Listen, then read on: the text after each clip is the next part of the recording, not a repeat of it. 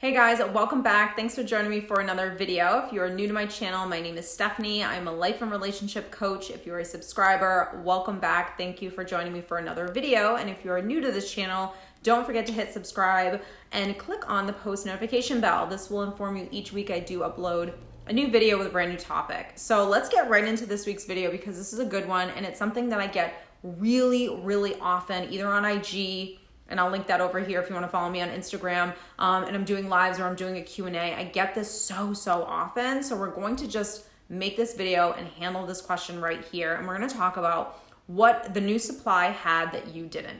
Now, for most people that are going through a breakup with someone who perhaps is narcissistic, or even if they are not someone who's narcissistic, just someone who has abandoned you, left you, cheated on you, and even if that didn't happen, let's just say you just had a breakup and like a month later, your ex is already in like a full-blown relationship with someone else, just what this person had that you didn't have. I know that this question really can give a lot of people a lot of anxiety, and so I really just want to tackle this and handle this right now. So let me just start off by saying that this isn't a video about judging other people. This is a video about understanding the differences between how two people live their life and how they handle themselves. So the first thing that makes her different than you is that she most likely is going to believe all of the stories that he is portraying. He is telling her. So they always say there's two sides to every story, and chances are this new supply is listening to all of the stories that he's telling her, which are one-sided stories, and she's believing them.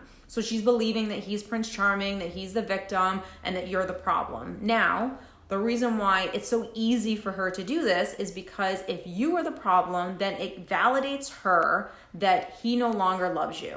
So all of the stories that she's going to believe and she's going to listen to, and she's going to actually think that he is Prince Charming and that you're the problem, this helps her insecurities, it helps her jealousy, and it helps her low self-esteem. It also is going to do something so wonderful, and it's going to project her own projections of what she wants in a partner. So if he portrays himself to be Prince Charming, then and she wants Prince Charming and she's projecting that onto him, then great, then she's winning. So she's getting fed inside because he's telling her everything that she wants to hear that's going to feed all of those wounds and insecurities. So if I'm an insecure, I have low self-esteem, and I'm a jealous person, then when you are obviously in a marriage with someone else or in a relationship with someone else, or if you just got out of, a 20-year marriage and a month in, you're already telling me that you love me, if I come from all that lack and insecurities, then I'm going to believe you, and I'm going to want to believe that she was the problem, because I don't want to actually face that it could possibly be you, because you're giving me all the things that I need right now. You're validating me,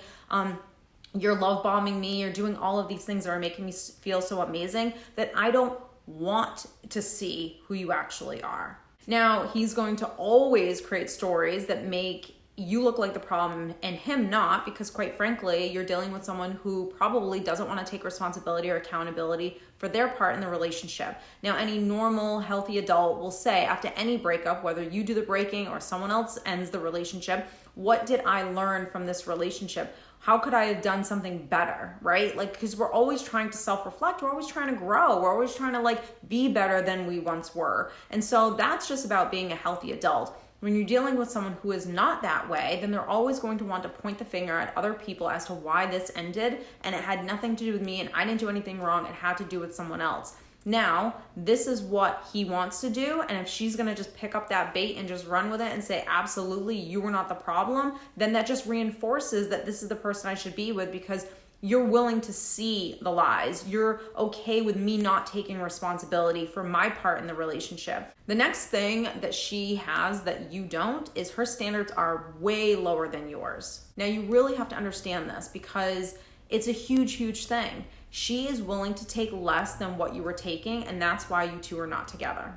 She just required less of him, whereas you didn't. And so when someone requires less of you, anything that you do is going to be like, oh my God, this is the most amazing thing that you've ever done. Oh, you just sent me a card? Oh, this is fantastic. Oh, you left your wife for me? Oh my God, this is so amazing.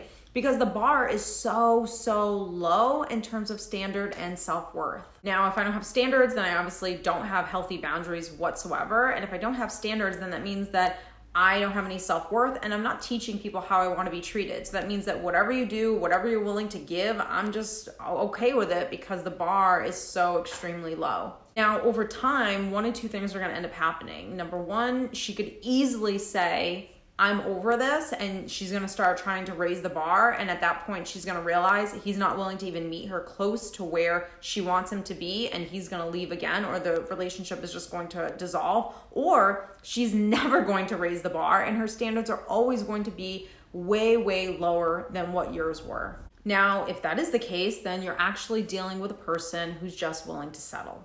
Now, the next thing that she has that you don't is she is willing to project her relationship, whereas you couldn't project anymore. Maybe you did in the very beginning, but you go to a place where you just couldn't do it any longer. So she projects what she wants versus what her actual reality is. And she's okay with living in that fantasy delusional world for now.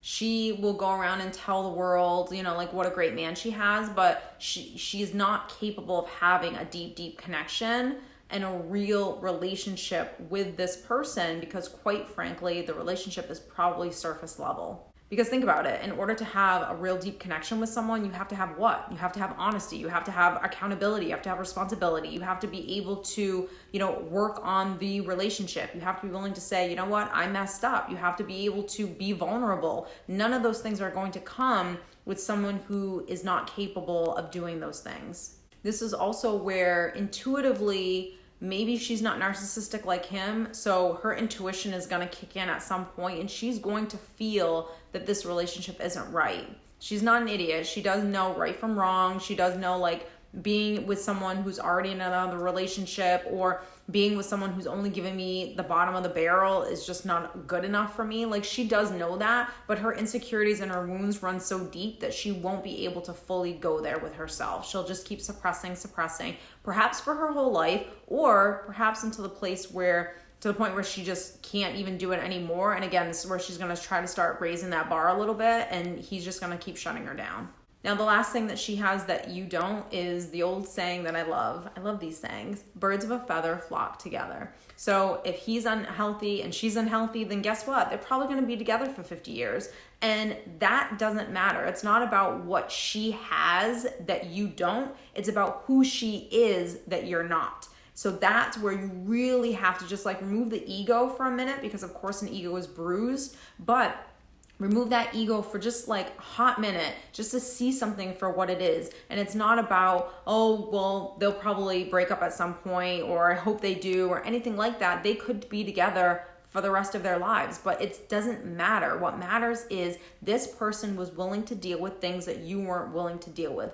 This person didn't have the standards that you have. This person doesn't want the deep connection, the vulnerability, the really partnership, the friendship, all of that stuff. They don't want to build. They're just happy with surface level stuff. They're happy with just being pacified with a little bit of attention or money or a trip or whatever the case is, whereas that isn't you. And that's something that is so important, and I'm constantly telling people, is don't compare yourself to someone else. It's not about what she has that you don't have. It doesn't matter appearance, because 9 times out of 10, when someone jumps ship or just quickly goes into a relationship right after another one, it's not about the physical stuff. It's more about what she is making him feel, how she's making him feel. And this isn't a reflection of you weren't able to make him feel that way. It's a reflection of he needs someone to make him feel that way because he can't do it for himself. I hope this video has helped someone out there. Please like and share this video with anyone who you think might benefit from this information. And if you are interested in working with me privately, I always link all of my coaching information down below, and I will see you next week.